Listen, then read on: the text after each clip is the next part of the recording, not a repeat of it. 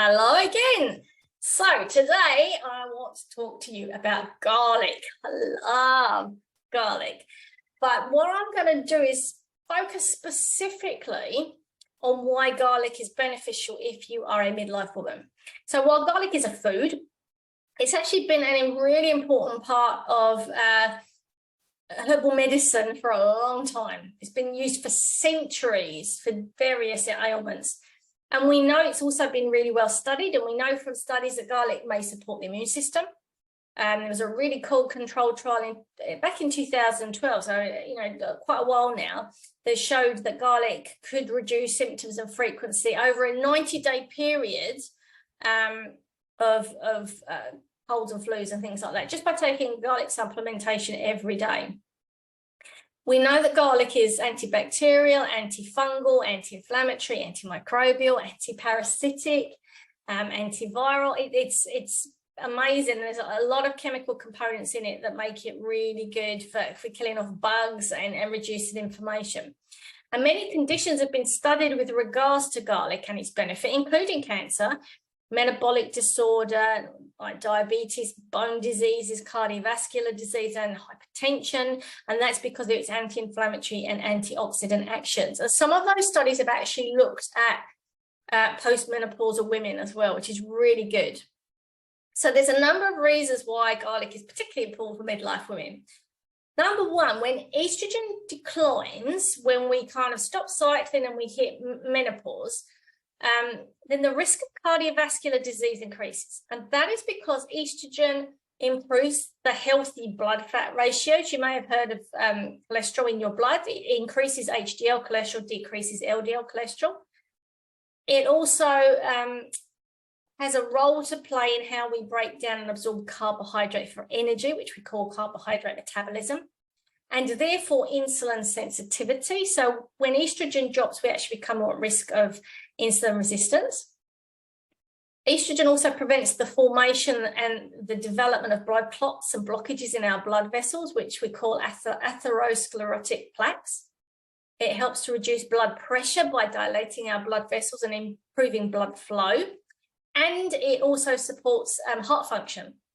So when estrogen goes down because of menopause, then we actually increase our risk of getting cardiovascular disease. We increase our risk of insulin resistance, obesity, menobelly, diabetes, and high blood pressure. The other thing is that when estrogen declines, again, the risk of insulin resistance increases. As I said, insulin resistance is linked to obesity and diabetes type 2. And it's because estrogen prevents the liver from making more glucose, from stored glucose. It regulates our energy from food into energy stored and used, which we call metabolism, and it reduces inflammation. Now, when estrogen starts to lower, then our body may make estrogen from androgens, which are our male hormones, or the levels of naturally made testosterone, which we make in our body too, it's not just men, can be high relative to estrogen, and that can also drive insulin resistance and also that abdominal fat, which then drives inflammation. Inflammation drives insulin resistance, and you've got this vicious cycle. Another thing that happens when estrogen declines is our risk of bone disease, such as osteoporosis, also increases, because estrogen is involved in the growth and development of our bones when we're young, and then regulates our bones when we're adults. So our bones are constantly being created and destroyed, which is known as remodeling, sometimes called bone turnover. So bone is a dynamic living tissue, and it's constantly being broken down and then being rebuilt up. And a new bone takes old bone's place. And estrogen is responsible for stopping bone cells that are involved in the destruction of bone going a bit crazy. So as a result, when estrogen declines during menopause, there can be greater bone loss, which is why exercise is so important when we're kind of midlife and older, because that's the thing that can make a difference to making sure that we continuously grow that bone. Having a healthy gut is also extremely important for hormone regulation too, and therefore menopause and perimenopause. So when our gut is not healthy, then inflammation can increase, and menopausal women can become at greater risk of intestinal permeability, which is when things pass through the gut wall into the bloodstream that shouldn't be there, and also an imbalance of good and bad bacteria and the types and the numbers, which we call dysbiosis. Our liver and our gut bacteria are really, really important for the breakdown, the metabolism, and the excretion of estrogen. And specific bacteria are really important for that. And I know I've talked about that in the past in previous chats and sessions and blogs. So you can go and have a look at those. And there's a really interesting link between endometriosis, food sensitivity, small intestinal bacterial overgrowth, all of which increase, or the risk increases when we enter our middle years. So estrogen plays a massive role in our heart health, our ability to metabolize carbohydrates and manage our insulin so that we're sensitive to insulin and get the glucose into our cells so we have energy. Really important for our bone health and gut, heart, insulin and glucose, really important for all of those things. So when we hit midlife and our estrogen's up and down and then it starts to decline, it can have an effect on all of those different systems. So what does this have to do with garlic? Well, garlic has been shown to be particularly helpful in all of those systems. So garlic has been shown to significantly reduce the risk of that atherosclerosis, the hardening of the arteries. It's been shown to reduce the risk of high blood pressure, hypertension, diabetes, hyperlipidemia, which is too much fat in the blood, reduce the risk of heart attacks and stroke. Really, really important for us as midlife women. And much of this is due to its anti-inflammatory and antioxidant action. So anywhere between 250 milligrams, 2,400 milligrams have been found to be beneficial in the studies. There have been studies done specifically on postmenopausal women, and they've been found to be effective because they increase antioxidant levels in the blood. So we make antioxidants. The chemicals in garlic are antioxidant themselves, and so they're working both by providing antioxidants in our body and encouraging our body itself to make antioxidants.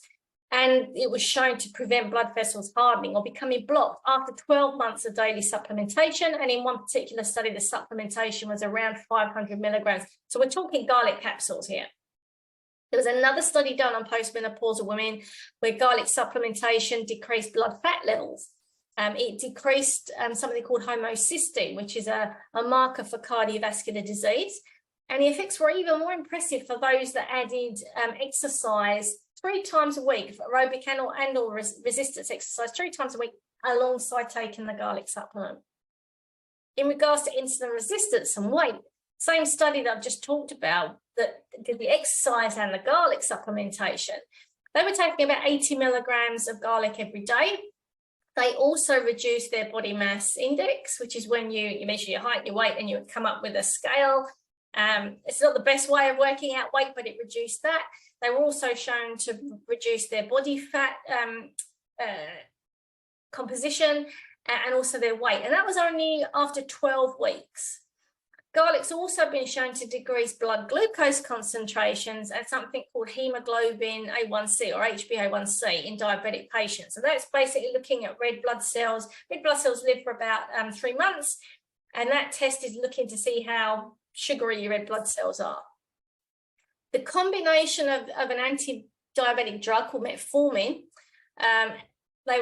one study they were taking around 500 milligrams twice a day of that alongside garlic, and the garlic was 300 milligrams 3 times a day.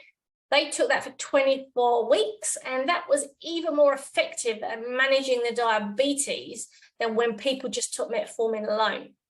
And there was a study done on obese women that showed that supplementing with allicin, which is a component of garlic, reduced BMI, insulin resistance, and even slightly changed the gut bacteria, which is thought to play a role in obesity too. Bone health. So garlic supplementation has been shown to help in bone health as well. So anywhere between 500 and 1,000 milligrams a day was shown to relieve pain and discomfort in women with osteoarthritis, reduce the oxidative damage to bones in women that had already got osteoporosis, and also helped to reduce inflammation and the progression of osteoporosis in postmenopausal women in particular. We know garlic health is also considered to be a prebiotic, so it can be beneficial to encourage a good diversity of gut bacteria, which is a sign of a healthy gut. It's also been used in the treatment of H. pylori, when you have too much H. pylori in the gut, and that can cause reflux and ulcers.